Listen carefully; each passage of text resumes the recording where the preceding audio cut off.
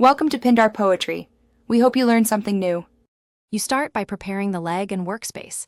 This matters for fit and safety. Clean and dry the leg, then lay a thin fleece pad along the cannon bone over the tendon.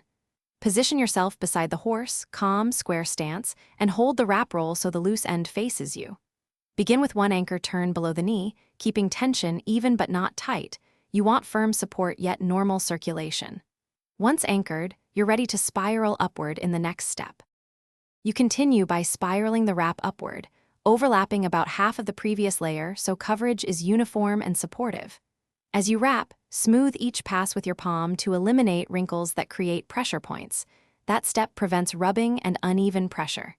Keep the tension consistent, firm enough to support tendons, but loose enough to allow 2 fingers between wrap and skin.